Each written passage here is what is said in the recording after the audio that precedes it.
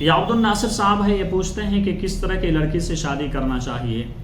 تو اس سوال کا جواب یہ ہے کہ اللہ کے نبی علیہ الصلوۃ والسلام نے ارشاد فرمایا تنکح المرأة لأربع لمالها ولحسبها ولجمالها ولدينها فاصبر بذات الدين تربت يداك متفق علیہ. یہ حدیث بخاری میں بھی اور مسلم میں موجود ہے. اللہ کے نبی علیہ الصلوۃ والسلام اس حدیث میں ارشاد فرماتے ہیں کہ کوئی بھی انسان جب شادی کرتا ہے تو 4 وجہوں سے شادی کرتا ہے. سب سے پہلی وجہ ہے مال، لمالہا مال کی وجہ سے. دوسری وجہ فرمایا ولحسبہا حسب نسب خاندان کو دیکھ کر شادی کرتے ہیں.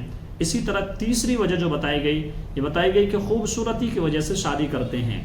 اور چوتھی وجہ جو بتائی گئی وہ یہ کہ دین کی وجہ سے شادی کرتے ہیں. تو اللہ کے نبی علیہ الصلوۃ والسلام اس حدیث میں ارشاد فرما رہے ہیں فاصبر بذات الدین کہ تم دیندار لڑکی کو پسند کرو، دیندار لڑکی سے تم شادی کرو.